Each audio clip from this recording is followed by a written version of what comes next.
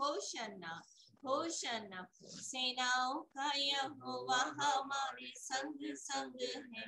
याकूब का परमेश्वर हमारा ऊंचा। आवाज बहुत कम आ रहा है दीदी, आवाज कम आ रहा है, बहुत कम आ रहा है, सुनाई नहीं दे रहा।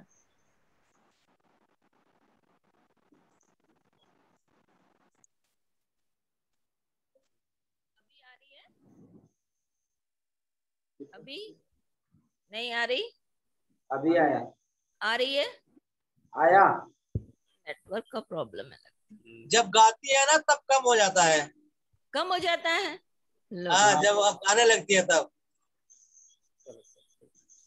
सेनाओं का यहोवा हमारे संग संग है, याकूब का परमेश्वर हमारा ऊंचा गढ़ है। सेनाओं का यहोवा हमारे संग संग है, याकूब का परमेश्वर हमारा ऊंचा गढ़ है।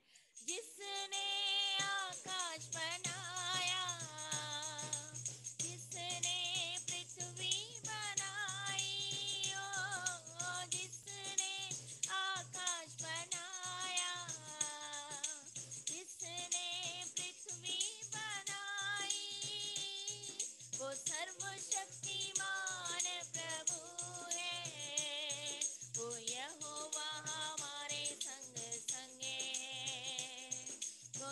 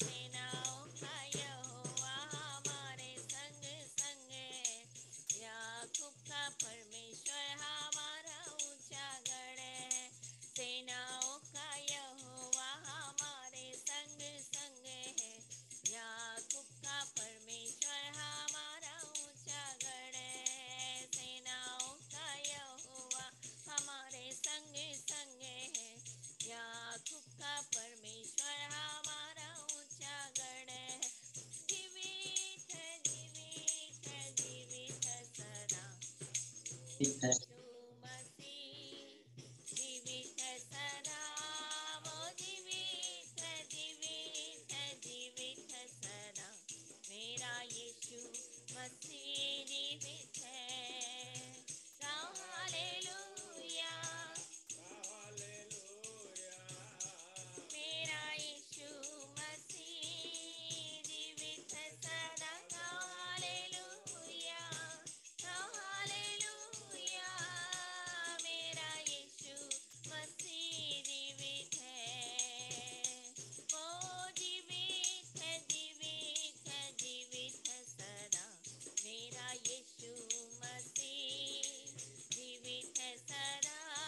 वो जीवित है, जीवित है, जीवित है सदा। मेरा यीशु मसीह जीवित है।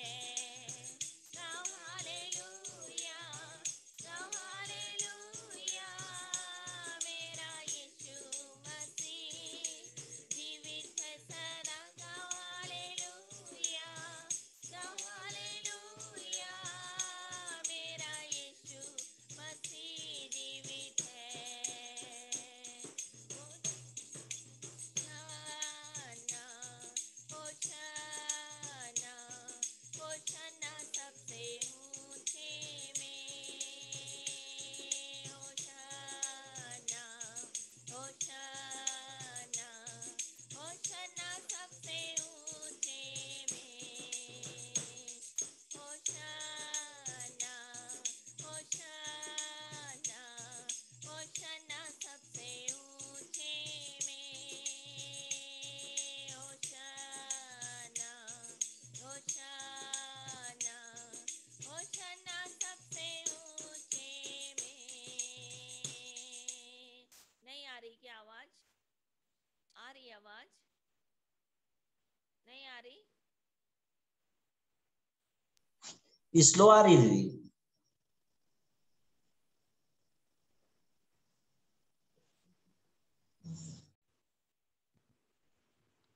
अभी देखिए, अभी आ रही है? स्लो ही आ रही है। स्लो आ रही है? मैं बोल रही हूँ तो आ रही है अभी? हाँ अभी भी स्लो बोल रही है, तभी स्लो आ रही है। कैसे करें, नेटवर्क का हाँ अभी ठीक है, अभी ठीक है। अभी ठीक हो गया? हाँ अभी ठीक है। बिल्कुल सही। हाँ अभी बढ़िया हो। चल, यीशु सबना में ऊंचा, मनोहर उदार, महिमावान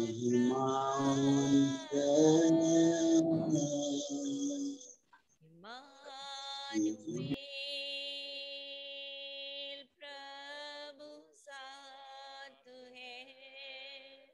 धन्य चूड़ाने हार, जीवित वचन। धन्य चूड़ाने हार, जीवित वचन। यीशु सबना में ऊंचा, मनोहर उदार, महिमावान प्रभु, इम्मानुएल, प्रभु साथ है। धन्य चूड़ाने हार, जीवित वचन। धन्य चूड़ाने हार, जीवित वचन। स्वर्ग की वस्तु मेरी आत्मा पर बरसने दे।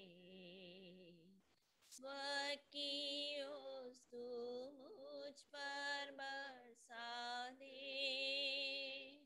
हे पवित्र आत्मा मुझ पर कब्जा कर। स्वर्ग की वस्तु मुझ पर बरसा दे। Let the dew of heaven fall upon my thirsty soul. Let the dew of heaven fall on me. Blessed Holy Spirit, come and take complete control. Let the dew of heaven fall on me. स्वर्ग और पृथ्वी के अधिकारी यीशु के नाम में हम आपका धन्यवाद करते हैं। आपके जीवित और पवित्र नाम का हम स्वागत करते हैं, धन्यवाद करते हैं, क्योंकि आप स्वर्ग और सबसे ऊंचे स्वर्ग में नहीं समाते। स्वर्ग आपका सिंहासन और पृथ्वी आपके चरणों की चौकी है। आप घोर अंधकार में रहने वाले परमेश्वर हैं।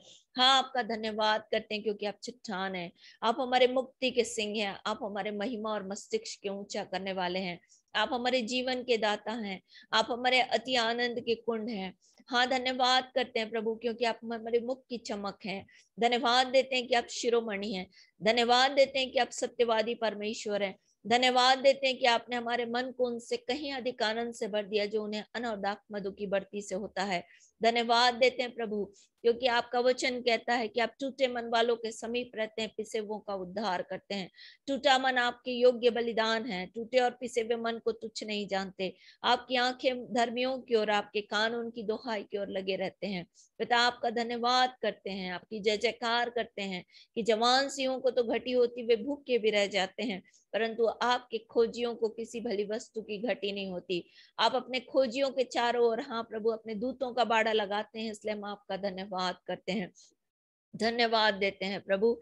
आप यहोवा परमेश्वर हैं, दयालु हैं, कोप करने में धीरजवंत है, सत्य हजारों पर करुणा करने वाले हैं, पाप अधर्म और अपराध को क्षमा करने वाले हैं, दोषी को किसी भी प्रकार से निर्दोष नहीं ठहराते, पितरों के दंड को उनके बेटे पोते और परपोतों को देने वाले परमेश्वर हैं। ओ आपका धन्यवाद यीशु के नाम के लिए, जो नाम सब नामों में ऊंचा है। स्वर्ग के नीचे और मनुष्यों के बीच में और कोई नाम नहीं दिया गया जिसके द्वारा हम उद्धार को प्राप्त कर सकें, इसलिए हम आपका धन्यवाद करते हैं। जिसका नाम उंडेले इत्र से भी बढ़कर बहुमूल्य है, दाख मधु से भी उत्तम है, गोरा और लाल सदा हजारों में उत्तम है, जो विश्वास योग्य साक्षी है, मरे वो में से जुटने वालों में पहला उठा है, पृथ्वी के राजाओं का हाकिम है, अनुग्रह शांति देता, प्रेम करता, जिसने अपने लहू के द्वारा हमें पापों से छुड़ाया है, जो बादलों के साथ आने वाला है, हर एक आंख उसे देखेगी, जिन्होंने उसे भेदा वे भी उसे देखेंगे, पृथ्वी के सारे कुल के लोग छाती पिटेंगे, यहाँ और आमीन के साथ होगा। इसलिए हम आपकी जय जयकार करते हैं,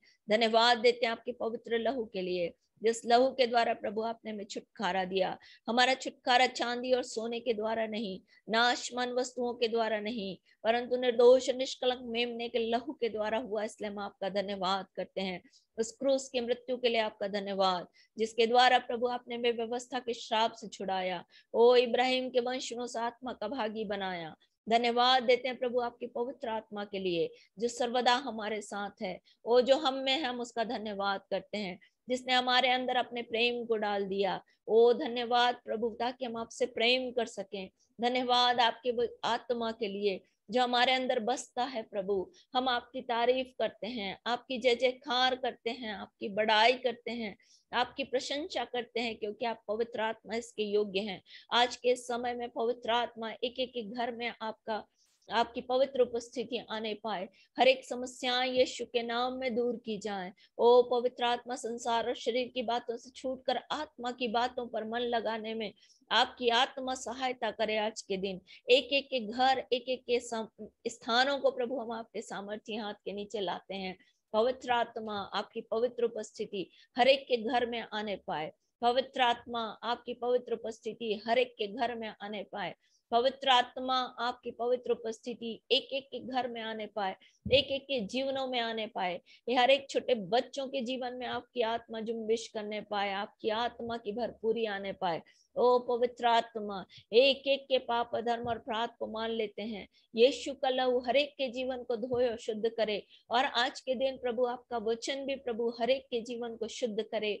जैसा आपका वचन कहता है कि जो बातें मैंने तुमसे कही हैं वो तुम्हें शुद्ध करती हैं। इसलिए यीशु के नाम में प्रभु हर एक के जीवन में आपका वचन शुद्धता को लाए, ऐसा अनुग्रह आज के दिन मांगते हैं। हम आपसे और भी निकट आ सके, आपके निकट आ सके, हम आपसे और भी प्रेम कर सके प्रभु। आपका अनुग्रह यीशु के नाम में हर एक के जीवन में आने पाए।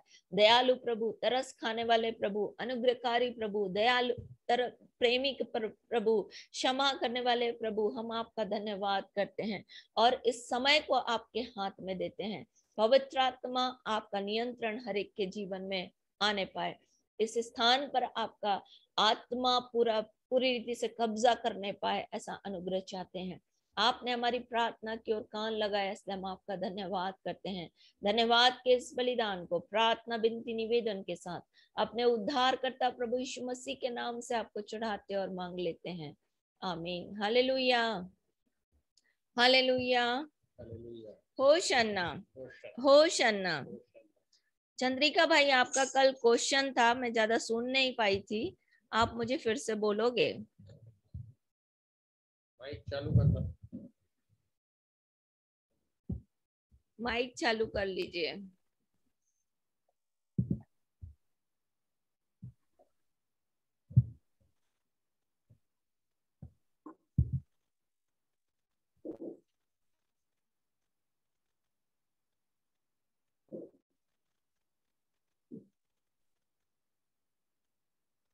यहेजकेल 23 अध्याय था ना?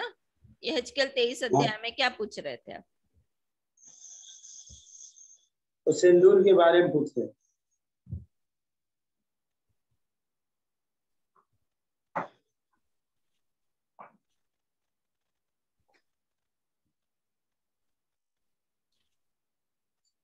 मैं तो सोचिए आप अहोलिबा और इसके बारे में पूछ रहे हो, अहोलो के बारे में।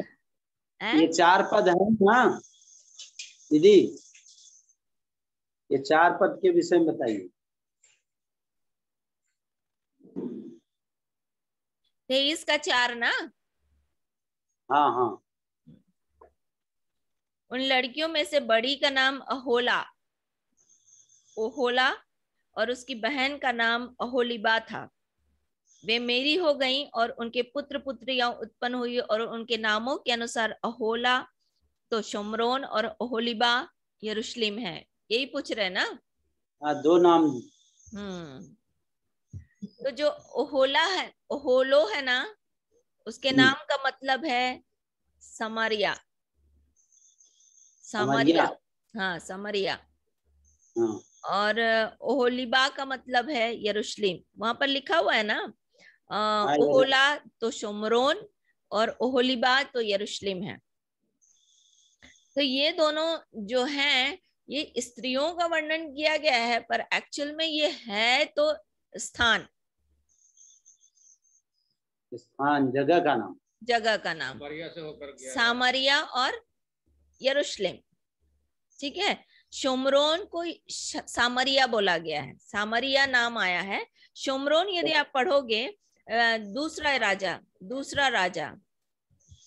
क्या बोल रहे हो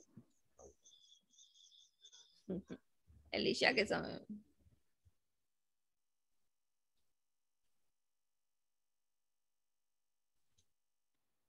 दूसरा राजा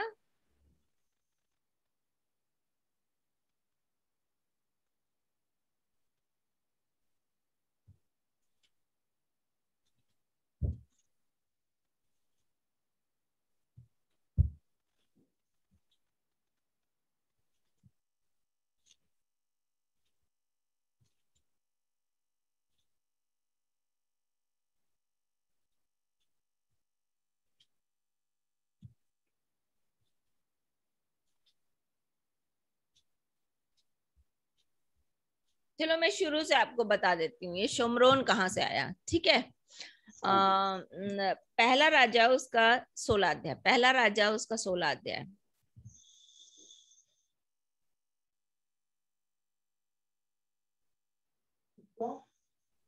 पहला राजा उसका 16 अध्याय। मेरी आवाज आ रही है ना अच्छे से?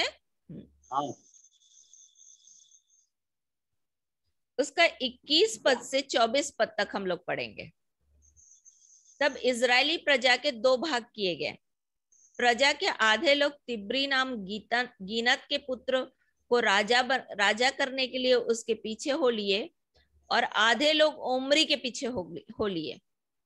अंत में लोग जो ओमरी के पीछे हुए थे वे उन पर प्रबल हुए, और गीनत के पुत्र तिब्री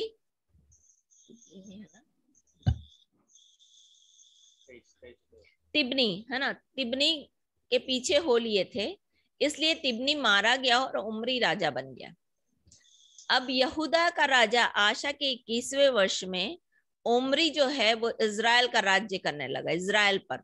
ठीक है, 12 वर्ष तक राज्य करते रहा। उसने 6 वर्ष तक तिरसा में राज्य किया, और उसने शेमेर से शुमरोन पहाड़ को 2 किक्कार चांदी में मोल ले लिया। ये है शुमरोन, ठीक है।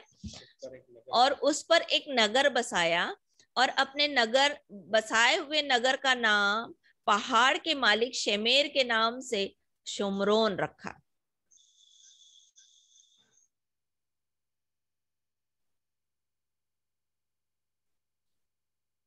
तो इजराइल का भाग था क्या? शुमरोन, ठीक है। और शुमरोन आगे चल के इसको बोलते हैं टेंट। इसके नाम का मतलब है तंबू, ठीक है। शुमरोन के नाम का अर्थ है तंबू।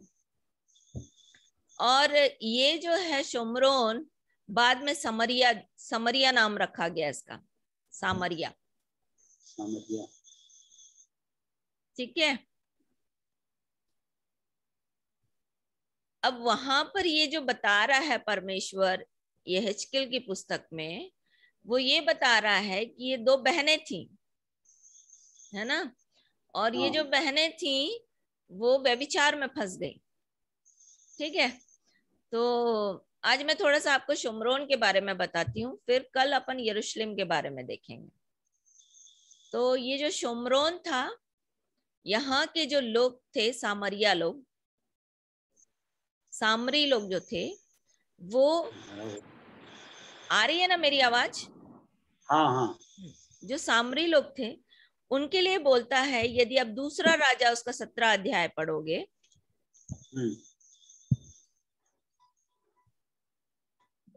नहीं समझ में आएगा ना जो चीज, तो मेरे को फिर से पूछ लेना ना।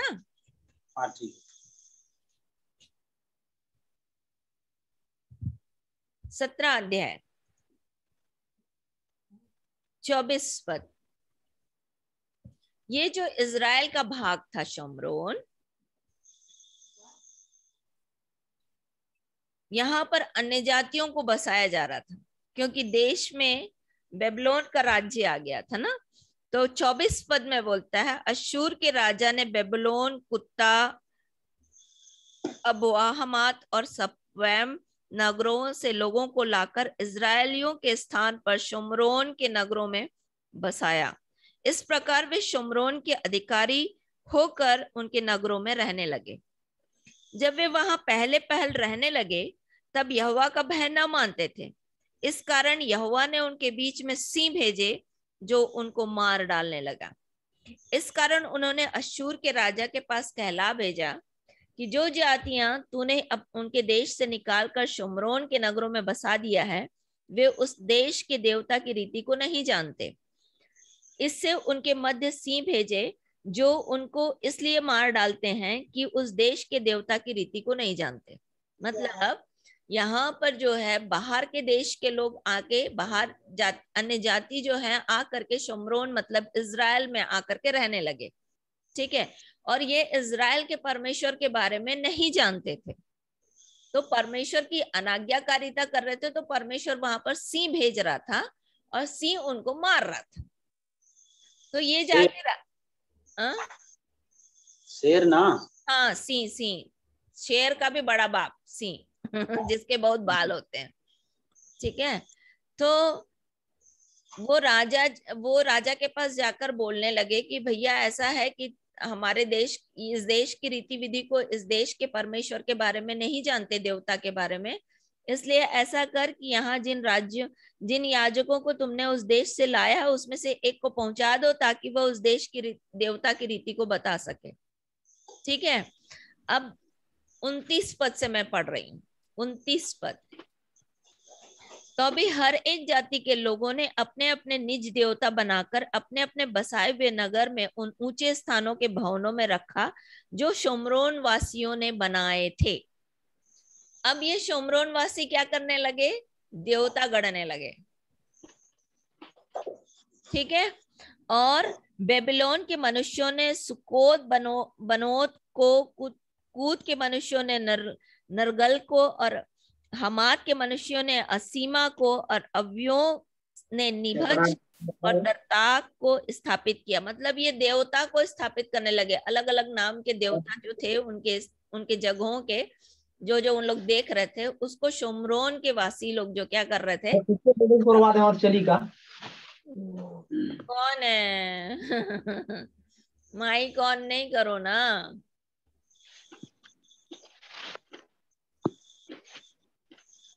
आप ही लोगों को फिर समझ में नहीं आएगा।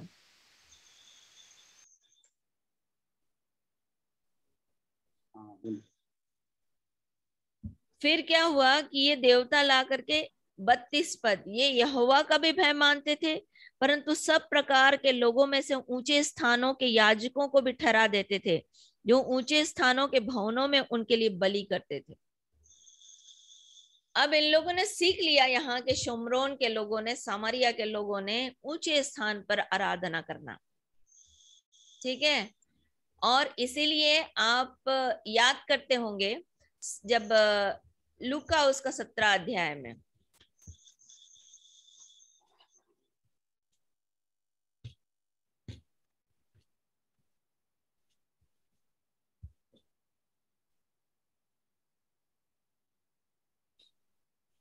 दस कोढ़ी थे। ऐसा हुआ कि वह यरूशलेम जाते हुए सामरिया और गलील के बीच में से होकर गया। मतलब यीशु मसीह कहाँ घूम रहा था अभी?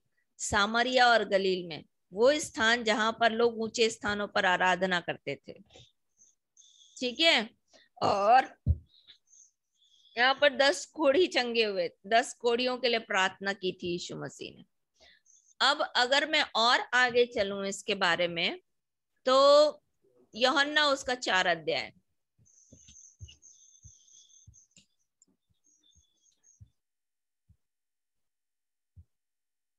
यहां पर यीशु मसीह एक सामरी स्त्री से मिलता है।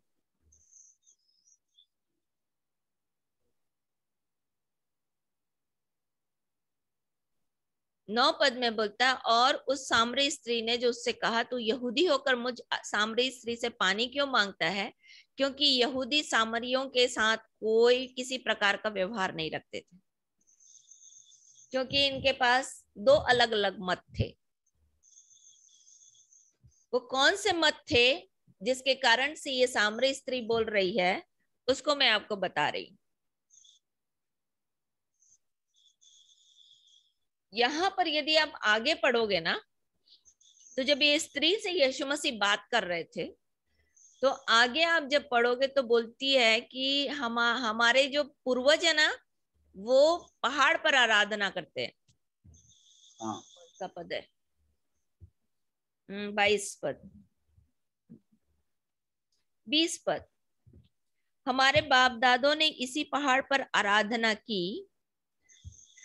ठीक है। और तुम कहते हो कि वह जगह जहां आराधना करनी चाहिए वो यरूशलेम है। तो ये दो तरह का मत था इनका। तो ये पहाड़ क्या है जहां पर ये आराधना करते थे? निकालिए व्यवस्था विवरण,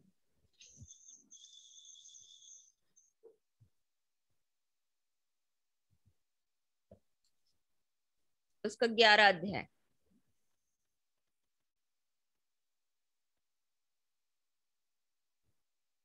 व्यवस्था विवरण उसका 11 अध्याय, उसका 29 पद। 26 से पढ़ लीजिएगा, 29 पद में आपको दिखाने के लिए बता रही हूं। ये जो सामरिया लोग थे, ये गरिजीम पर्वत पर आराधना किया करते थे, क्योंकि ये सोचते थे कि वही आशीष है। जब इजरायली मिस्र से निकल करके कनान देश पहुंचने के स्थान पर पहुंचे, तब परमेश्वर ने उनको कहा कि जब तेरा परमेश्वर यहोवा तुझको उस देश में पहुंचाए जिसके अधिकारी होने के लिए तू जाने पर है, तब आशीष गरिजीम पर्वत पर से और श्राप एबाल पर्वत पर से सुनाना। तो ये जो थे, ये गरिजीम पर्वत में आराधना किया करते थे, और यहाँ के लोगों की खासियत थी कि ये वेश्या थे। वास्तव में वेश्या थी। हाँ, वहां पर वो जो बसने वाले लोग थे, मतलब ज्यादातर लोग जो थे प्रोस्टिट्यूट थे, वो वेश्यावृत्ति करने वाले लोग थे, है ना। और इसीलिए जब सामरिया में यीशु मसीह पहुंचा तो वो एक वेश्यावृत्ति करती थी, इसलिए बोलती मैं 5 पति कर दी हूँ, जिसके साथ रह रही हूँ वो भी मेरा पति नहीं है। यीशु मसीह बोलता है ना उसको कि तूने 5 पति कर लिया है, और जो जिसके साथ तू रह रही है वो भी तेरा पति नहीं है। यूहन्ना 4 अध्याय देख लीजिए, यूहन्ना 4 अध्याय कौन सा पद है? 1 मिनट खोलती हूँ।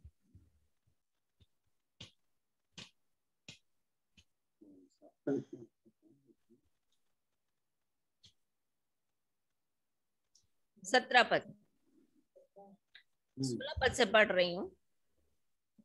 यीशु ने उससे कहा, जा अपने पति को यहाँ बुला ला। स्त्री ने उत्तर दिया, मैं बिन पति की हूँ।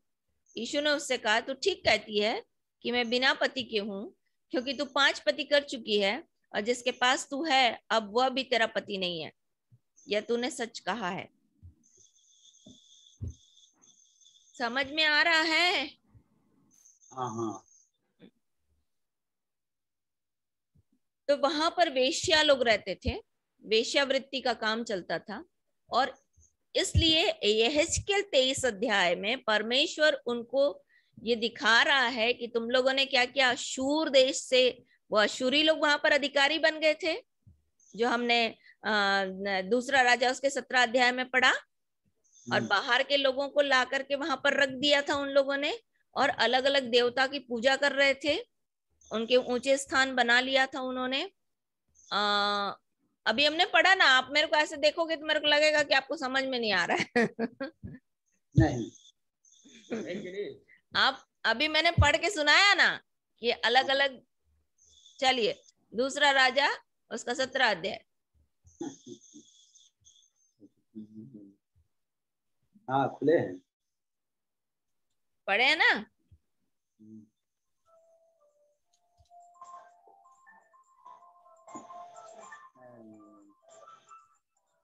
अशूर का राजा वहां पर क्या आ गया था, बाहर के लोगों को ला करके इजराइल में क्या कर रहा था, बसा रहा था। ठीक है, और वो लोग क्या कर रहे थे, अलग अलग देवता की स्थापना कर लिया था उन्होंने। इसलिए जब यहेजकेल के बारे में, यहेजकेल से बात कर रहा है परमेश्वर, तो यही बता रहा है कि अशूर से तुमने क्या किया, वह विचार किया।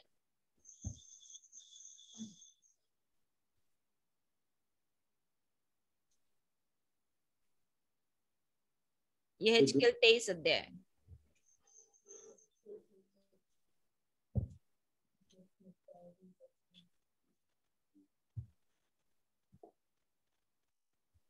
सात पद में जब आप पढ़ेंगे तो वहां पर अशूरियों का वर्णन है।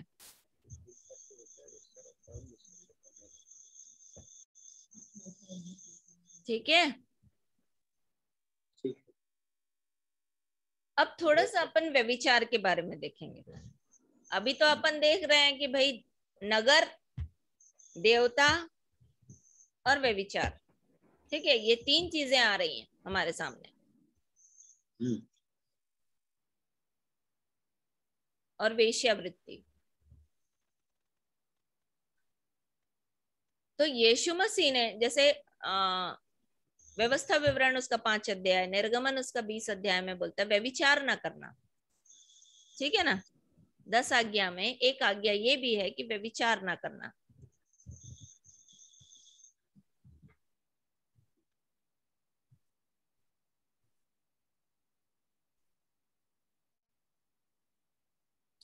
फिर जब आप मत्ती उसके 5 अध्याय में आते हो तो वहां पर बोलता है, व्यवस्था विवरण उसका 20 अध्याय निकाले हैं भैया।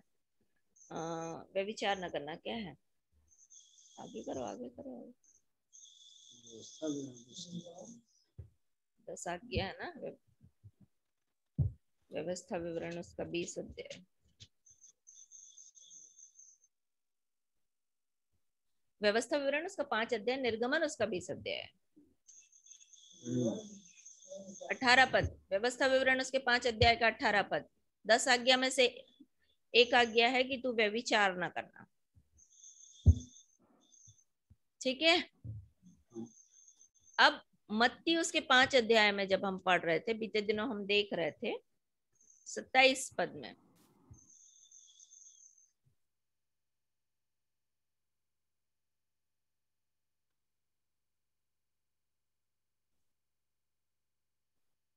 तुम सुन चुके हो कि कहा गया था कि व्यभिचार न करना, परंतु मैं तुमसे यह कहता हूं कि जो कोई किसी स्त्री पर कुदृष्टि डाले वह अपने मन में उससे व्यभिचार कर चुका।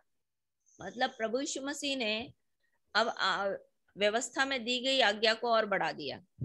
ठीक है। यदि कोई कुदृष्टि डाल रहा है तो भी क्या कर रहा है? व्यभिचार कर रहा है। एक प्रभु के जन की मैं गवाही सुन रही थी। वो इजरायली यहूदी था। ठीक है, यूट्यूब में मैंने सुना था। वो यहूदी था, उनको लेके आओ।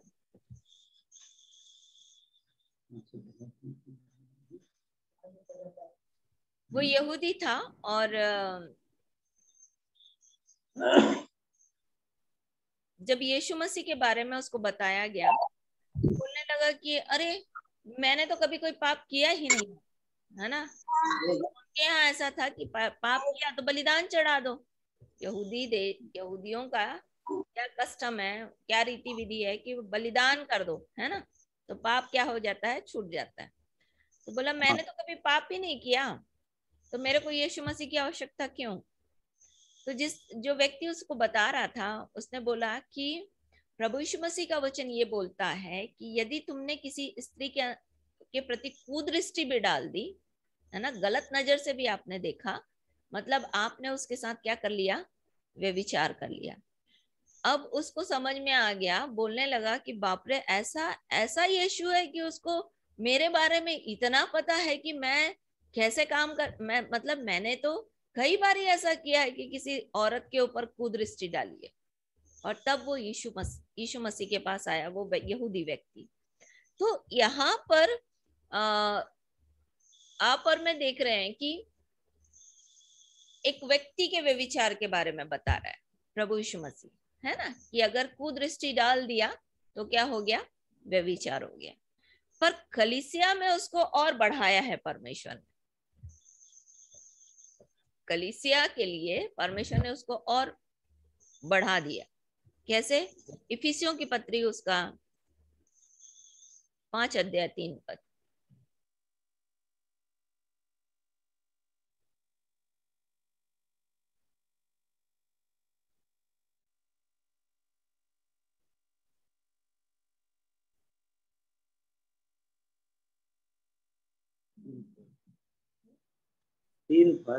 और जैसा पवित्र लोगों के योग्य है, वैसे तुम में व्यभिचार या किसी प्रकार का अशुद्ध काम या लोभ की चर्चा तक ना हो। और एक है कि विचार में भी नहीं आना है ना। यदि एम्प्लीफाइड बाइबल आप पढ़ोगे तो उसमें बोलता है कि किसी के लोभ मतलब किसी के दूसरे की वस्तु की आप लालच करके उसकी चर्चा भी करोगे। ठीक है। व्यभिचार की भी आप और मैं चर्चा करेंगे। मतलब फलानी औरत का फलाने आदमी के साथ चल रहा है, ढेकानी औरत का ढेकाने आदमी के साथ चल रहा है। अगर ये सब बातें भी हम करते हैं ना, तो ये भी परमेश्वर की नजर में गलत है। क्योंकि बोलता है आगे, और न निर्लजता और न मूढ़ता की बातचीत की, न ठट्ठे की, क्योंकि ये बात सोहती नहीं वरन धन्यवाद ही सुना जाए। क्योंकि तुम जानते हो कि किसी व्यभिचारी, अशुद्ध जन या लोभी मनुष्य की जो मूरत पूजने के बराबर है, मसीह और परमेश्वर के राज्य में मिरास नहीं। मतलब ये व्यभिचार का तुलना किससे है? मूरत पूजने से, पूजने वालों के बराबर है बोलता है।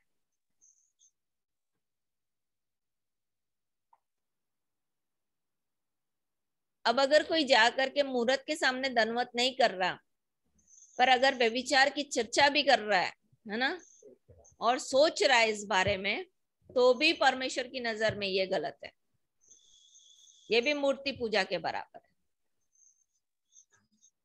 इसलिए वहां पर जो है परमेश्वर जो है, जब सामरिया के लोग, है ना, वे विचार कर मूर्ति पूजा कर रहे थे, तो परमेश्वर उसको क्या दिखा रहा था? वे विचार।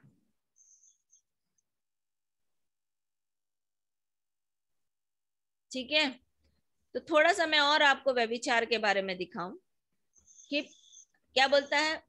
उसके उसका जो थॉट्स है, उसका जो सोच है, उसमें भी ये बातें नहीं आनी चाहिए। हमको आपस में एक दूसरे के साथ चर्चा भी नहीं करनी चाहिए इस विषय के लिए। सोच और यानी मन, सोच यानी मन,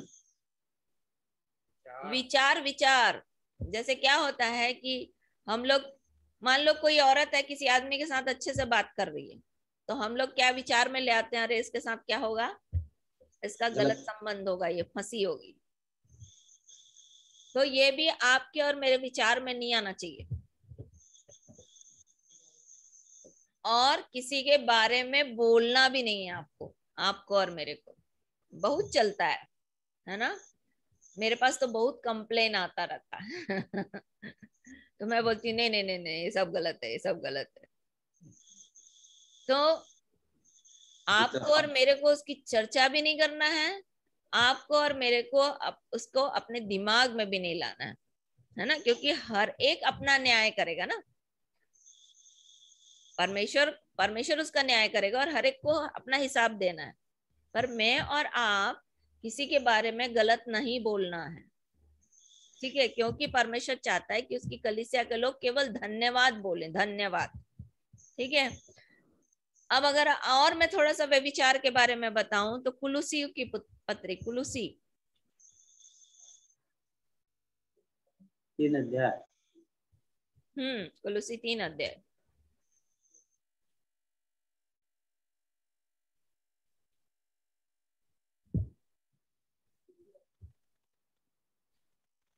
इधर अपन ने देखा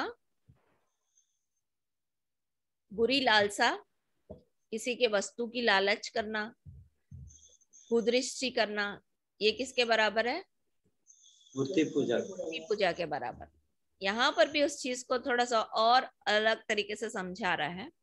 गाली बकना भी क्या है? मूर्ति पूजा है, बोलता है। हाँ, है ना, मजा ले लेके गाली देते हैं। क्या बोलता है? इसलिए अपने उन अंगों को मार डालो जो पृथ्वी पर हैं, अर्थात व्यभिचार, अशुद्धता, दुष्कामना, बुरी लालसा और लोभ को, जो मूर्ति पूजा के बराबर है।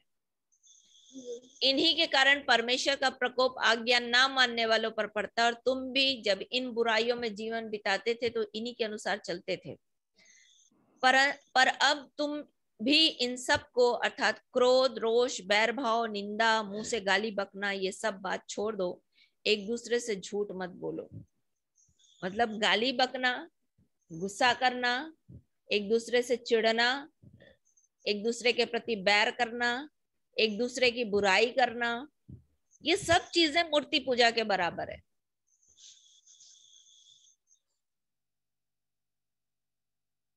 तो अगर हम मूर्ति के सामने नहीं दंडवत कर रहे हैं, हम व्यभिचार नहीं कर रहे हैं, बोल रहे हैं, पर अगर ये सब चीजें हमारे अंदर हैं, इसका मतलब हम फिर भी परमेश्वर की नजर में क्या हो जाते हैं? मूर्ति पूजक हो जाते हैं। एक और बात, शाऊल को परमेश्वर बोलता है, वो तो और खतरनाक है। पहला शामुएल,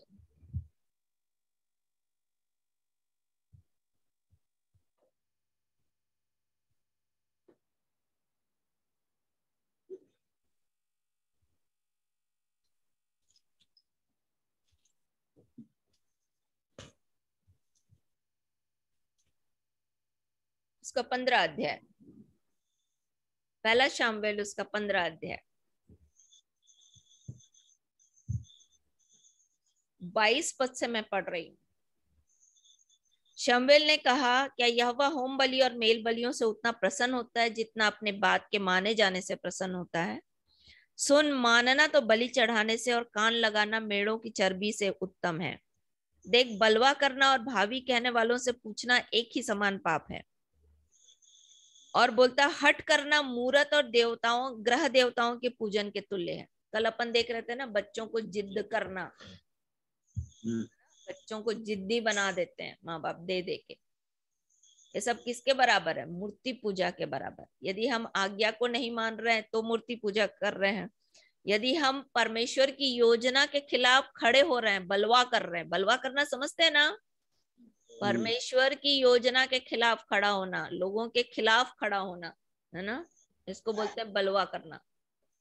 जैसे मतलब एक राजा है, अब राजा का मंत्री जो है वो सोचने लगा कि मैं राजा बनूंगा, तो वो खड़ा हो जाता है राजा के खिलाफ, तो ये बगावत हो गई, इसी को बोलते हैं बलवा करना।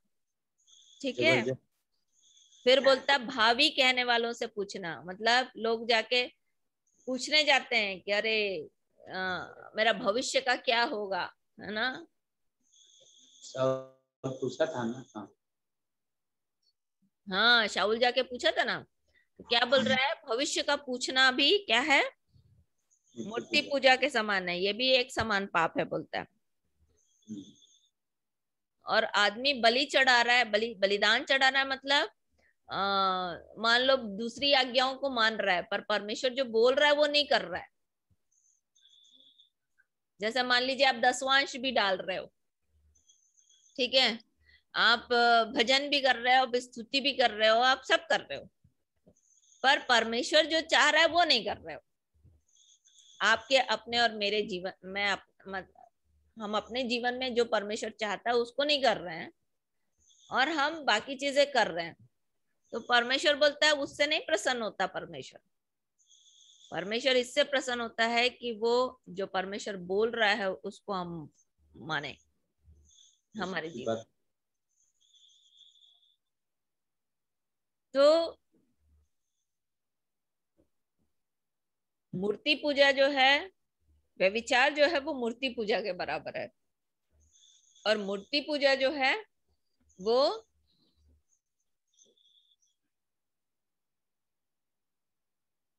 परमेश्वर के विरोध में है ना। मुझे छोड़ दूसरे को ईश्वर करके न मानना पड़ता। तो शैतान की ये जो युक्तियां हैं, शैतान के जो ये काम हैं, जो हम अपने जीवन में उसको आने देते हैं, तो हम परमेश्वर की नजर में क्या करते हैं? मूर्ति पूजा करते हैं। इसलिए इन वहां पर समझा रहा है शुम्रोन, सामरिया के लोग वेश्यावृत्ति करते थे। वो सोचते थे कि गरिजीम पर्वत पर ही परमेश्वर की आशीष मिल सकती है, इसलिए वो परमेश्वर की आशीष को लेने के लिए कहाँ जाते थे? शुम्रोन में, सामरिया में। इसलिए वो स्त्री वहां पर यीशु मसीह से बोल रही थी कि हमारे पूर्वज जो हैं वो पहाड़ों पर आराधना करते हैं और तुम कहते हो कि यरूशलेम में आराधना करो। तो ये दो अलग अलग मत थे उनके, सामरिया और यरूशलेम। इसलिए वहां पर यहेजकेल उसके 23 अध्याय में बोल रहा है परमेश्वर कि ये दोनों किस में पड़ गई? व्यभिचार में पड़ गई। ये क्या करते थे? परमेश्वर के काम को भी करना चाहते थे, परमेश्वर की, अपन पढ़े ना 17-18 अध्याय में, कि वो परमेश्वर का भी भय मानने का कोशिश करते थे और फिर मूर्ति पूजा में भी लगे हुए थे। तो कलीसियाई लोग में क्या है कि लोग परमेश्वर का आराधना करना भी चाहते हैं और ये सब भी करना चाहते हैं, प्लस व्यभिचार मतलब गाली देना नहीं छूटता, है ना, और लोगों के चीजों का लालच करना नहीं छूटता, है ना, बलवा करना नहीं छूटता। तो ये सब चीजें भी किसके बराबर है? मूर्ति पूजा के बराबर है। ये भी परमेश्वर की नजर में व्यभिचार है। इसलिए वहां पर बोल रहा है कि तुमने क्या किया? मेरी आज्ञा को न मान करके तुम व्यभिचार में फंस गई। वो समझा रहा है वहां। समझ में आया? अब कल अपन देखेंगे यरूशलेम के बारे में, यरूशलेम के बारे में क्यों ऐसा परमेश्वर बोल रहा है। और कोई बात अगर इसमें न समझ में आई हो तो फिर हम बता देंगे। ठीक। अपना माइक ऑन करके पूछ लीजिए। ठीक। अभी आवाज जा रहा है ना? आपकी आवाज आ रही है। समझ में आया राम सुभग? आ गया। आचार्य जी आपको समझ में आया? ये छोटे छोटे बच्चे लोग हैं, इनको तो मैं पहचानती नहीं, उनका नाम भी नहीं जानती हूँ। बेचारे बकायदा जोड़ते हैं लोग। मिलते हैं तो कुछ तो सीख रहे हैं ना। गाली नहीं देना है। आप यीशु मसीह के पास आने के बाद गाली नहीं देना है, कुदृष्टि नहीं डालना है ना। और परमेश्वर की आज्ञा के खिलाफ नहीं जाना है ना। मुंह में केवल धन्यवाद आना है। जितना ज्यादा धन्यवाद दे सकते हैं, परमेश्वर चाहता है कि हम परमेश्वर को अपना मुंह सौंप दे। हम हर, हाँ बोलो बोलो बोलो अभिषेक बोलो। हाँ माइक ऑन करो और बोलो। तो आवाज आ रही है? हाँ अब आ रही है। सुनील नाम मेरा है। सुनील नाम है? तो ये अभिषेक किसका नाम है यहाँ पर इसमें लिखा हुआ? भैया लड़के का है। हाँ बड़े भैया के ना लड़के का अभिषेक नाम है। अच्छा अच्छा अच्छा, हम छोटे भाई हैं। बोलिए ये बोलो सुनील। प्रभु को हम जान के क्या ये संसार में जो रक्षाबंधन चलता है उसके बारे में हम जानना चाहते हैं कि क्या हमारे लिए करना उचित है कि नहीं करना उचित है। देखो, रक्षाबंधन जो है वो भाई बहन का प्रतीक है। इसका हिस्ट्री में अपन नहीं जाएंगे, ठीक है। और आप अगर केवल अपने बहन के लिए प्रेमवश अगर मनाना चाहते हो, ठीक है, तो उसमें कोई बुराई नहीं है। आप बिना पूजा के उसको जाके पहना सकते हो या पहन सकते हो, है ना। जैसे आजकल लोग बच्चे जो हैं वो फ्रेंडशिप बेल्ट पहनते हैं, है ना। तो वो बेल्ट पहनने से कुछ थोड़ी ना होगा, आप बेल्ट पहन लो ना भाई। हो गया क्लियर कि इसमें भी कोई प्रश्न है? ठीक है, उसी को पूछना चाहते जानना चाहते। देखो कोई भी चीज जो है, आप अगर सब कुछ छोड़ दोगे, सब कुछ छोड़ दोगे मतलब कुछ कस्टम्स हैं उसको आप नहीं करोगे। जैसे आप अपनी बहन को राखी नहीं बांध रहे, अब बहन लोग क्या है ना, मतलब मैं सही बता रही हूँ, बहन लोग इस रक्षाबंधन के लिए इसलिए तैयार रहते हैं कि उनको कुछ भाई से मिलेगा और कुछ नहीं रहता।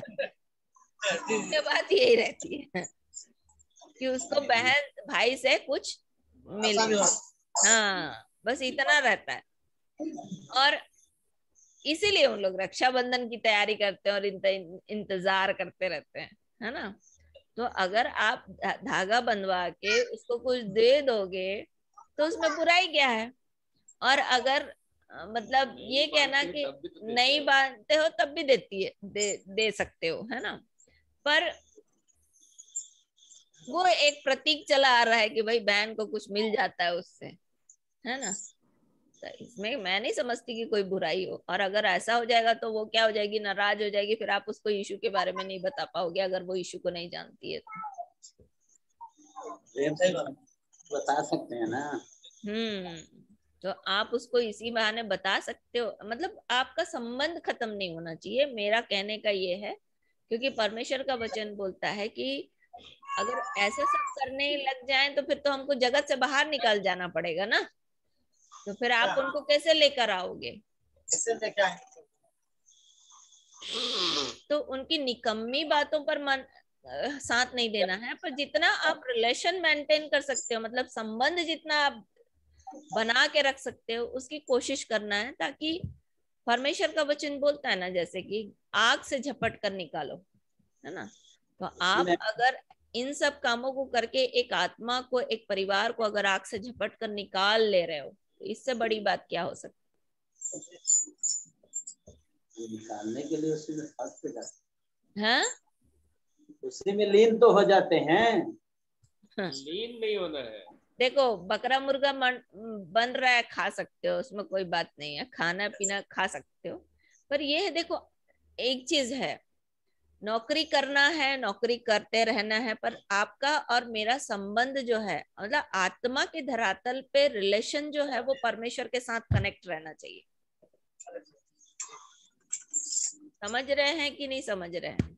जैसे मान लो आप कहीं शादी में जा रहे हो, कौन तो मेरे को बोल रहा था, नीलम, आज नहीं जुड़ा है, वो मेरे को बोलने लगा कि अरे मैं वहां जाऊंगा ना तो मैं भजन ही नहीं कर पाऊंगा, मैं प्रार्थना नहीं कर पाऊंगा, मैं कैसे जाऊंगा, मैं वहां नहीं जाऊंगा। मैंने बोला ऐसे मत करो, जाओ, और उनके सामने ही बैठ करके वचन पढ़ोगे तो वो तुमसे पूछेगा भाई क्या कर रहे हो।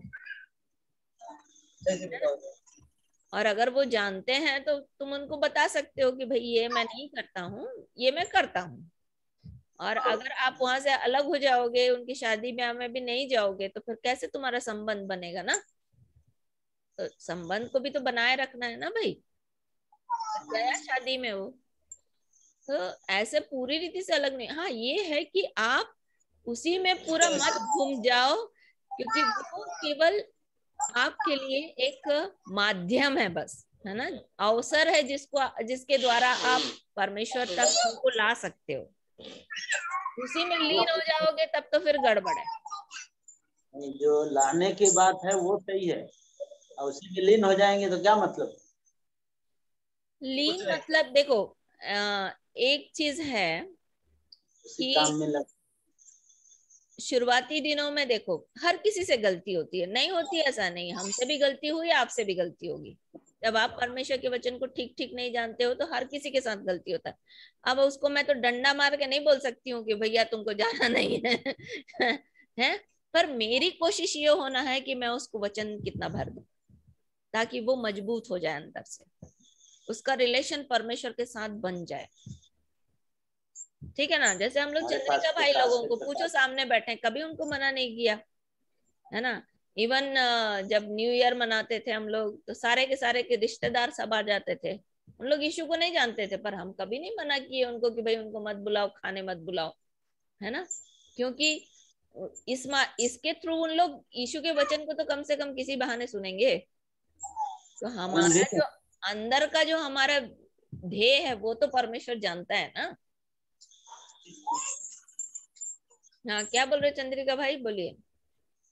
मतलब उसी बहाने वो लोग जान भी गए परमेश्वर हाँ को। हम लोग जान गए। अभी देखो ये आचार्य जी की माता जी हैं, हम वहां थे तो नहीं आती थी आती थी केवल प्रार्थना करने के लिए। अभी का स्थिति में नहीं जानती हूँ, पर कहीं तकलीफ होती है। मैं इतना जरूर कह सकती हूँ कि जहां जहां हमने यीशु को पहुंचाया है, ठीक है वो हो सकता है यहाँ तक नहीं पहुंच रहे हो, पर जब समस्या में पड़ते हैं एक बार यीशु का नाम तो जरूर याद आता है। इतना तो प्रभु ने किया है, ठीक है ना। तो आपको और मेरे को ये सोचना है कि हम जो है सही रास्ते पे हैं, हम जो है वो सही रास्ते पे हैं। अब हम गलत रास्ते पे झुके ना, है ना। मतलब हम झुक जाएंगे तो फिर वो नहीं आ पाएंगे ना। मतलब हम उनके साथ पूरी रीति से लीन हो जाएंगे और प्रभु को छोड़ देंगे तो हम उनको नहीं ला सकते ना।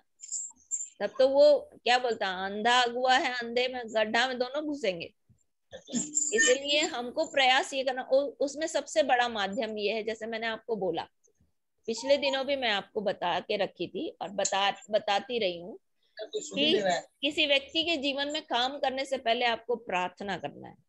तो जब आप मान लो रक्षाबंधन के लिए जा रहे हो या किसी काम के लिए भी जा रहे हो, आप प्रार्थना करो उस परिवार के लिए, तो पवित्र आत्मा वैसा वातावरण क्रिएट करेगा आपके लिए, है ना, ताकि आप परमेश्वर के वचन को वहां तक पहुंचा सको या आपके जीवन से दिखे। देखो वहां पर वचन खोलने से नहीं, आप अपने जीवन को दिखा के उनको यीशु के पास ला सकते हो। सबसे बड़ा रास्ता है जीवन दिखाना, है ना। तो चाल चलन के द्वारा, हाँ अपने चाल चलन के द्वारा, ठीक है ना। तो सबसे पहले आपको मान लीजिए मैं अपनी बहन के घर जा रही हूँ, तो मेरे को सबसे पहले क्या करना है, प्रभु मैं अपनी बहन के लिए प्रार्थना करती हूँ, मैं आपके साथ वहां जाना चाहती हूँ, पवित्र आत्मा मेरे साथ चलिए, उस स्थान पर अपने काम को प्रकट करिए। तो क्यों नहीं करेगा प्रभु, भाई प्रार्थना को सुनने वाला प्रभु है हमारा, है ना। तो पवित्र आत्मा आपके साथ जाएगा, पवित्र आत्मा आपके साथ काम करेगा। वो जो ऐसा वातावरण जो दिख रहा है कि भाई नहीं असंभव है, वहां पर पवित्र आत्मा को पुकारिए खड़े खड़े। एक प्रभु के जन है, वो बोल रहे थे कि 200 लोग आके मेरे सामने खड़े हो गए और मारने के लिए, तो मैं उनको बोल रहा था प्रभु यीशु पवित्र आत्मा, प्रभु यीशु पवित्र आत्मा। जब मैं ऐसा बोलने लगा तो उन लोग मेरे को छू भी नहीं पाए, बोले तो ऐसी स्थितियों में जब परमेश्वर का नाम आप उस स्थान पर पुकारते हो ना, तो परमेश्वर काम करता है। जैसे कि लड़कियों के बारे में बोला गया है, यदि आप वचन पढ़ोगे तो लड़कियां, जैसे लड़कियां मान लो नगर में जा रही हैं और कोई उनको पकड़ के उनके साथ व्यभिचार करना जा रहा है, तो जोर से चिल्लाना बोलता है, ठीक है। तो जोर से चिल्लाना मतलब परमेश्वर को पुकारना, ठीक है। तो कोई भी ऐसी समस्या जहां पर हमको लग रहा है कि शैतान हमारे सामने ला करके परिस्थितियों को खड़ा कर रहा है, उस समय हमको जोर से पुकारना है किसको? परमेश्वर को। जैसे इन दिनों तो मैं आपको समझा रही थी नरसिंगा फूंकना, है ना, कि सांस बांध के नरसिंगा फूकोगे तो बैरी के लिए परमेश्वर स्मरण करेगा कि आपके लिए काम करे, है ना। तो जब ऐसी समस्या आएगी, आप पवित्र आत्मा बोलना चालू करो, प्रभु परमेश्वर, प्रभु यीशु बोलना चालू करो, क्यों नहीं करेगा परमेश्वर का? पर ये गलत नहीं है, मतलब पूरी रीति से आप उसमें गलतियां होती हैं शुरुआत में, पर मुख्य बात है आप वचन से भर जाओ और परमेश्वर के वचन और प्रार्थना को ज्यादा महत्व दो, है ना। फिर इनके बीच में जाओगे तो आपको कोई प्रॉब्लम नहीं होगी, आप उनके साथ जाओगे, खाओगे, रहोगे, पर आपका लिंक किससे जुड़ा रहेगा? जैसे इसको कैसे समझेंगे? देखिए, मोबाइल आपका चार्ज रहता है ना, एक बार आपने कनेक्ट कर लिया, उसको फुल चार्ज कर दिया, तो आप दुनिया के किसी कोने में भी रहोगे, आप बात कर सकते हो ना भाई। आप मोबाइल पकड़ के खाना भी खाते हो, मोबाइल पकड़ के आप, मेरा बेटा तो बाथरूम में भी लेके जाता है, ठीक है, आप बाथरूम में भी खड़े हो सकते हो, आप टॉयलेट में भी जा सकते हो, सब जगह जा सकते हो, पर आपका मोबाइल चार्ज होना चाहिए।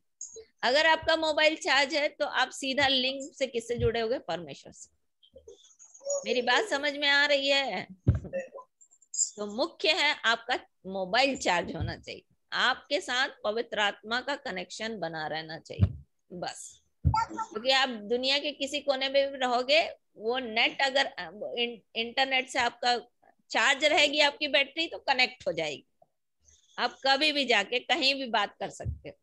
समझ में आया? चलिए प्रार्थना करेंगे, फिर कल अपन और बातों को देखेंगे, ठीक है।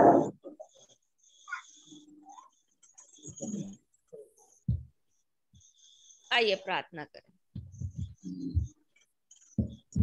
दीदी, हाँ बोलो। आचल के लिए प्रार्थना करिएगा। हाँ हाँ। राजाओं के राजा, प्रभुओं के प्रभु, सब देवताओं में महान परमेश्वर, किसी के काम आपके कामों के बराबर नहीं। सारे राष्ट्र जिसे आपने बनाया आपके सामने आकर दंडवत करेंगे प्रभु, इसलिए हम आपका धन्यवाद करते हैं। आपका वचन कहता है प्रभु यहोवा, आपने बड़ी सामर्थ और बलवंत भुजा के द्वारा स्वर्ग और पृथ्वी को बनाया, और आपके लिए कोई भी काम कठिन नहीं है। हे सर्वशक्तिमान प्रभु परमेश्वर, आपके काम बड़े और अद्भुत हैं। हे युग युग के राजा, आपकी चाल ठीक और सच्ची है, कौन आपसे न डरेगा और आपके नाम की महिमा न करेगा। सारे राष्ट्र जिसे आपने बनाया आपके सामने आकर दंडवत करेंगे। हे सर्वशक्तिमान प्रभु परमेश्वर, आप अपनी सामर्थ को काम में लाकर पृथ्वी पर राज्य करते हैं। आपके सब निर्णय ठीक और सच्चे हैं। आपने स्वर्ग और पृथ्वी, समुद्र और जल के स्रोतों को बनाया। आप भविष्यवक्ताओं की आत्माओं के परमेश्वर हैं, इसलिए हम आपका धन्यवाद करते हैं। आप मनों को परखने वाले परमेश्वर हैं, मनों को जांचने वाले परमेश्वर हैं, इसलिए हम आपकी जय जयकार करते हैं। धन्यवाद देते हैं अपने उद्धारकर्ता प्रभु यीशु मसीह के लिए, धन्यवाद देते हैं उसके जीवित वचन के लिए, धन्यवाद देते हैं उसकी पवित्र आत्मा के लिए। आज के समय में प्रभु जितनी बातों को हमने सीखा है, पवित्र आत्मा हमारी सहायता करें कि हम व्यभिचारिणी होने से बच जाएं, प्रभु मूर्त पूजा से हम बच जाएं। जिन्होंने स्वर्ग और पृथ्वी को नहीं बनाया, उनका नाम पृथ्वी के ऊपर से, स्वर्ग के नीचे से पुनरुत्थित और विजयी यीशु के नाम में मिट रहा है, इसलिए हम आपका धन्यवाद करते हैं। प्रेमी पिता, हर एक छोटी छोटी गलतियां, हट करना, व्यभिचार करना, हाँ प्रभु, बलवा करना, हाँ प्रभु, बैर रखना, रोष रखना, दूसरे की वस्तु का लालच करना, हाँ प्रभु, उन सब बातों से छूटने में हमारी सहायता करें। पवित्र आत्मा, हमारे विचारों में भी व्यभिचार की बातें ना आए, हम आपस में एक दूसरे से इस बारे में चर्चा ना करें। पवित्र आत्मा हमारी सहायता करें, ताकि प्रभु हमारे मुंह से केवल धन्यवाद सुना जाए और निरंतर हम आपकी सिद्ध इच्छा को अपने जीवन में पूरा कर सकें। क्योंकि हम प्रभु यीशु मसीह और परमेश्वर में मिरास चाहते हैं प्रभु। इसलिए यीशु के नाम में इन प्रियों के जीवन पर भी दया करें प्रभु, कि निरंतर आपकी सिद्ध इच्छा को पूरी कर सकें। पवित्र आत्मा, जब हम निर्बल होते हैं हम आपके साथ को पाते हैं, इसलिए हर एक की निर्बलता में आपकी सामर्थ्य सिद्ध होने पाए। पवित्र आत्मा हर एक की सहायता करें, आपके वचन की बातों को करने में सीखने में पवित्र आत्मा सहायता करें, ताकि आपका वचन हर एक के भले मन में संभाला जाए। आज के समय में प्रभु हर एक परिवार के लिए मैं प्रार्थना करती, नाम बनाम जो नहीं जुड़े हैं उनके लिए भी प्रार्थना करती, जो जुड़े हैं उनके लिए भी प्रार्थना करती हूँ। यीशु के नाम में प्रभु आपकी सिद्ध इच्छा हर एक के जीवन में पूरी हो, हर एक सिद्ध बन जाए, ताकि आप जैसा आपने कहा है कि सिद्ध बनो क्योंकि तुम्हारा बुलाने वाला सिद्ध है। इसलिए प्रभु दया करें कि हर एक छोटे बड़े बच्चे जवान बुजुर्ग सब सिद्ध हो जाए प्रभु। पवित्र आत्मा हर एक पर दया करें कि हर एक दयावंत बना रहे, जैसा आपका वचन कहता है कि जैसा तुम्हारा बुलाने वाला दयावंत है, दयावंत बनो। इसलिए पवित्र आत्मा सहायता करें कि हर एक दयावंत बन जाए। आपने कहा सिद्ध बनो क्योंकि तुम्हारा बुलाने वाला सिद्ध है, इसलिए यीशु के नाम में सिद्ध बनने में हर एक की सहायता करें। पवित्र आत्मा आज के समय में हर एक परिवारों के जीवन को हम यीशु के नाम में आशीष देते हैं, आपके अनुग्रह को खोलते हैं, आपके मुख के प्रकाश को खोलते हैं। आपका मुख हर एक के जीवन में बना रहे, आपके दूतों की रक्षा हर एक के जीवन के लिए की जाए, आपकी शांति यीशु के नाम में राज्य करे, ऐसा अनुग्रह चाहते हैं। प्रेमी पिता धन्यवाद देते हैं कि आप प्रार्थनाओं को सुनते हैं, इसलिए सब प्राणी आपके पास आ रहे हैं। हाँ पवित्र आत्मा, इसलिए हम आपका धन्यवाद करते हैं। हाँ प्रभु, जो वचन बड़ी निर्बलता के साथ बोया गया, हाँ प्रभु सामर्थ के साथ फलवंत होगा, इसलिए मैं आपका धन्यवाद करती हूँ। फिर से प्रभु जी आंचल के लिए प्रार्थना करते हैं, जब कल वो हॉस्टल के लिए रवाना होती है अपने पढ़ाई के लिए, यीशु के नाम में प्रभु आपके पवित्र आत्मा का और आपके दूतों का पहरा उसके जीवन के लिए हम मांगते हैं। प्रभु पवित्र आत्मा उसके विचारों में, उसकी भावनाओं में, उसकी कल्पनाओं में, उनके मन विचार भावना और कल्पना को हम आपके नियंत्रण में देते हैं। इन सब बातों में आपका मन, आपकी ओर उसका मन लगा रहे, ये बात उसे स्मरण रहे कि यीशु ही प्रभु है, यहोवा ही परमेश्वर है। पवित्र आत्मा सहायता करें, हर एक संसार की लुभावनी वाली वस्तुओं से छूट कर प्रभु आपकी ओर मन लगाने में पवित्र आत्मा सहायता करें। उसके जीवन के द्वारा वहां लड़कियों के जीवन में आपकी आशीष पहुंचे, ऐसा अनुग्रह चाहते हैं, जैसे आपने अपने लोगों के जीवन के लिए किया है प्रभु। जैसे आपने यूसुफ को जहां रखा वहां आपने लोगों के जीवन को आशीषित किया, जैसे आपने दाऊद को जहां रखा लोगों के जीवन को आशीषित किया, वहां यीशु का नाम जहां है प्रभु लोगों के जीवन में आपकी आशीष फैलने पाए, ऐसा अनुग्रह चाहते हैं। उसके हॉस्टल कैंपस को, उसके हॉस्टल वार्डन को, हाँ प्रभु उसके टीचर्स लोगों को, कॉलेज के हर एक एम्प्लॉय को प्रभु आपके सामर्थ्य हाथ के नीचे दे देते हैं। पवित्र आत्मा आपकी सिद्ध इच्छा उसके जीवन के द्वारा पूरी हो, ऐसा अनुग्रह चाहते हैं। कोई भी उसकी जवानी के दिनों को तुच्छ ना समझने पाए, परंतु अपने सृजनहार को स्मरण करके हर एक काम करने में उसकी सहायता करें। विशेष रूप से प्रभु जी हर एक जवान बच्चों को जो आज सुन रहे हैं आपके वचन को, उन सबके जीवन को आपके सामर्थ्य हाथ के नीचे लाते हैं। इस बात को स्मरण रखें कि उन्हें सब बातों का न्याय देना है। पवित्र आत्मा सहायता करें, अनुग्रह करें, दया करें। छोटे बच्चों के लिए प्रार्थना करती हूँ प्रभु, चौमुखी विकास करने में सहायता करें, बुद्धि में, डिलडौल में परमेश्वर के अनुग्रह और मनुष्यों के अनुग्रह में बढ़ने में बच्चों की सहायता करें। हर एक परिवारों के लिए प्रार्थना करती हूँ कि पति पत्नी को एक मन, एक चित, एक प्रेम और एक मनसा में बांधे, ताकि इनके परिवारों के द्वारा प्रभु आपके राज्य और महिमा की बढ़ती हो, ऐसा अनुग्रह चाहते हैं। पवित्र आत्मा आपने हमारी प्रार्थनाओं को निरंतर सुना है और आज भी आप सुन रहे हैं, इसलिए हम आपका धन्यवाद करते हैं। हमारे बीच में से बीमार यीशु के नाम में चंगे हो जाएं। हाँ पवित्र आत्मा दुष्ट आत्माओं से ग्रसित लोग छुटकारे को प्राप्त करें, जैसा आपका वचन कहता है कि यीशु भलाई करता रहा और दुष्ट आत्माओं को निकालता रहा, वैसे ही पवित्र आत्मा इन सब प्रियों के जीवन में यीशु का नाम इसी तरह महिमा पाए, कि हर एक के जीवन में भलाई हो और हर एक दुष्ट आत्माओं से छूटकर आपके राज्य और महिमा के लिए खड़ा हो सके, ऐसा अनुग्रह चाहते हैं। आपने हमारी प्रार्थना को सुना प्रभु, हम आपका धन्यवाद करते हैं। धन्य राज्य पराक्रम और महिमा सदा आपकी है, इसलिए हम आपका धन्यवाद करते हैं। धन्यवाद के इस बलिदान को प्रार्थना विनती निवेदन के साथ अपने उद्धारकर्ता प्रभु यीशु मसीह के नाम से आपको चढ़ाते और मांग लेते हैं, आमीन।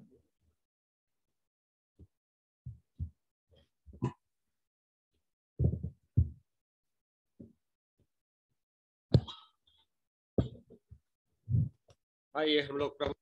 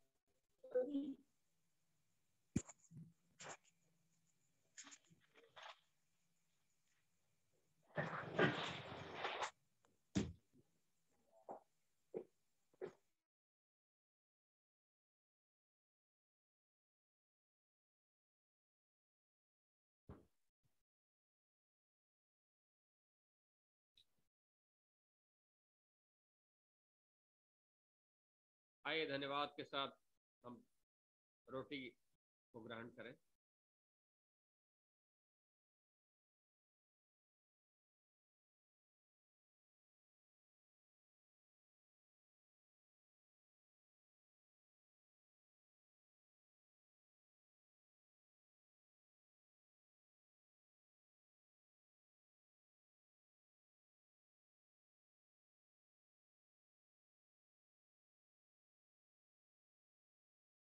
धन्यवाद देते हैं इस निर्वाचक के लहू के लिए जो हमारे पापों बोल लिया।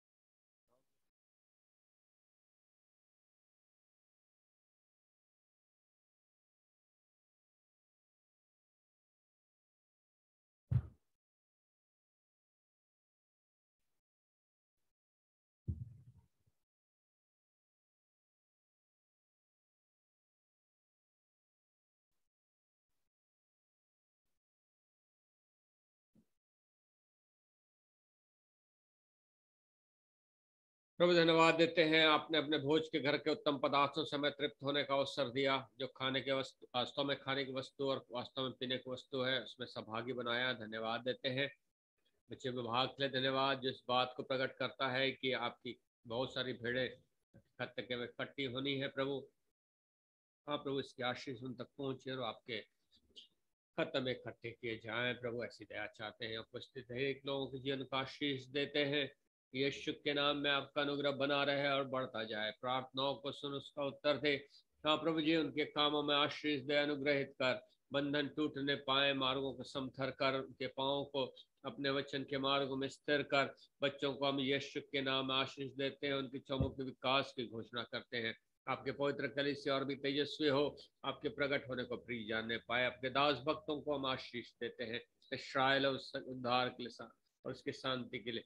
हाँ प्रभु, हम आपकी ओर देखते हैं, इस देश पर तरस का आपका अनुग्रह प्रकट होने पाए, बहुत सारे लोग उद्धार को प्राप्त करें। हाँ प्रभु जी, क्योंकि आप चाहते हैं सबका उद्धार हो। हाँ प्रभु, आपकी महिमा प्रकट होने पाए। रात्रि की सुरक्षा, आनंद और भरपूरी के लिए हम आपकी ओर देखते हैं, हम आपके साथ पाए जाएं। हाँ प्रभु, आपकी महिमा प्रकट हो, यीशु के नाम में आमीन। परमेश्वर का प्रेम, प्रभु यीशु का अनुग्रह, पवित्र आत्मा की सहभागिता हमारे साथ रहे। अब परमेश्वर का प्रेम, प्रभु यीशु का अनुग्रह, पवित्र आत्मा की सहभागिता हमारे साथ रहे। आमीन।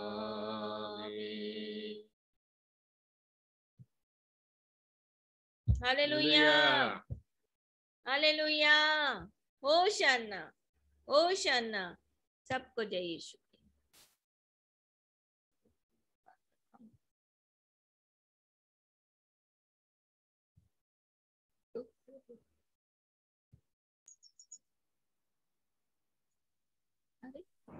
नोनू प्रेज द लॉर्ड। बाहर है, दोनों बाहर है, दीदी बुला रहे। नन्हे दोनों नन्हे नानी बुला रही बेटा। दोनों नानू बुला रहे हैं।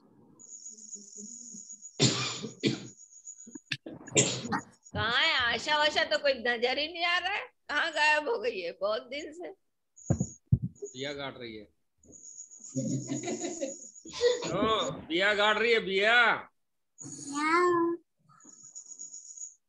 कहाँ गायब हो गई हो आशा? मुंह से आवाज नहीं निकल रहा है भाई, क्या हो गया? दोनों जय श्री भैया। जय सु जय सु। कहाँ गायब हो गई थी? बिया कार्ड सुना है और मोबाइल में बैलेंस खत्म हो गया था। अच्छा अच्छा अच्छा चलो अच्छा, ठीक। इसीलिए। अब नोनू से बात करो। हाय नोनू, प्रेज द लॉर्ड। क्या कर रही हो? ये सब क्या है? बलून वलून कहाँ से लेके आई हो? खेल रही है। कहाँ से लेके आई हो?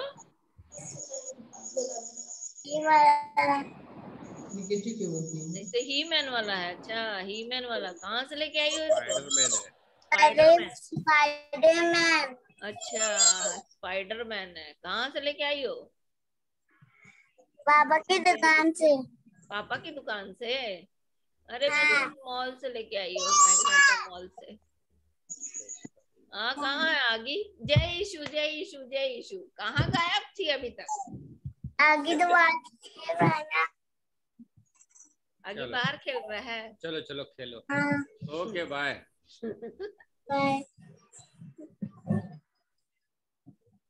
बोलना है। जय यीशु।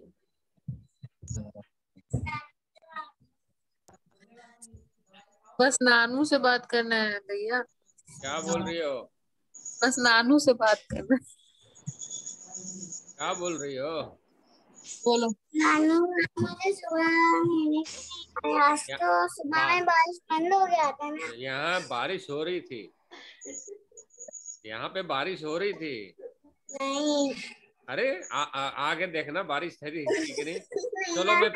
चलो फोटो खींच के मैं तुमको भेजूंगा। ठीक है? हाँ। ठीक है।